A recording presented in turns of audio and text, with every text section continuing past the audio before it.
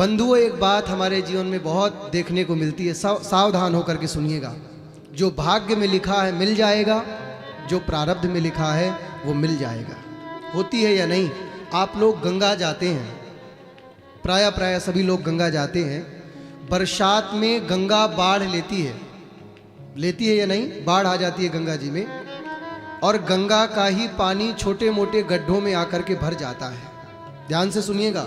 एक बार जब हमारे जीवन में बहुत अच्छा हमारा व्यापार, पद, प्रतिष्ठा हमें मिलने लग जाती है, जब हमारी जिंदगी में सब कुछ अनुकूल हो जाता, सब कुछ अनुकूल, कोई दिक्कत नहीं, बढ़िया नाम, बढ़िया व्यापार, बढ़िया गाड़ी घोड़ा बंगला, तो एक बार के लिए हमें लगता है अब हमें कोई मिटा नहीं सकता।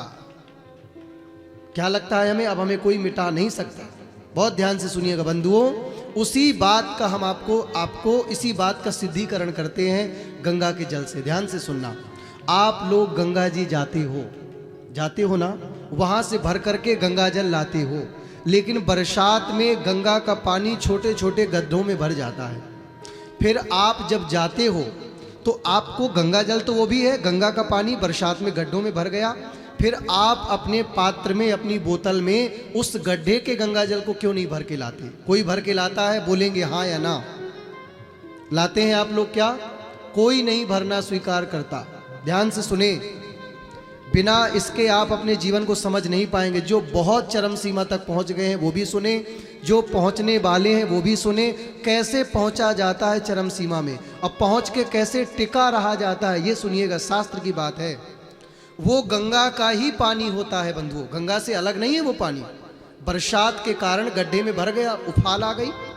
आपके घर में गर्म करते हैं केतली का पानी, लेकिन जब पानी खौल जाता है तो वही केतली का पानी गड्ढे में भी गिर जाता है, वहाँ नीचे भी गिर जाता है और फैल करके बह जाता है, लेकिन है तो वो केतली का पानी।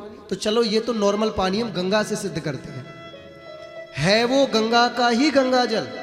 लेकिन जब आप लोग भरने जाते हैं तो उस अपने बोतल, उस पात्र में वो गड्ढे का जल नहीं भरते हैं। कौन सा जल भरते हैं? जो गंगा की अविरल धारा में बह रहा है। रुका हुआ भी जल कोई नहीं भरता।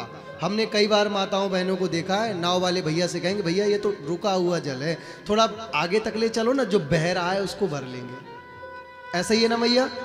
कोई नहीं भरता उस जल को, कहते भैया थोड़ा आगे तक ले जाओ।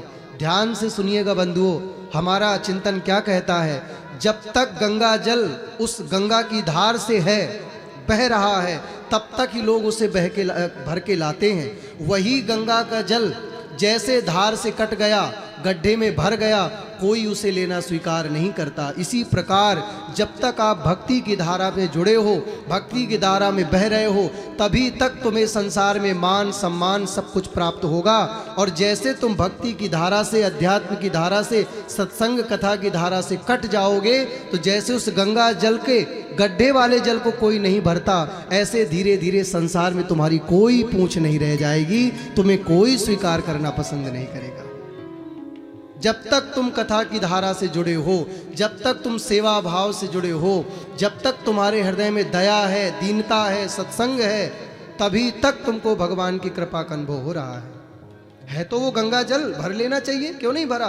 क्योंकि वो गंगा की धार से कट गया, और कट गया तो कोई गंगा जल नहीं रहा।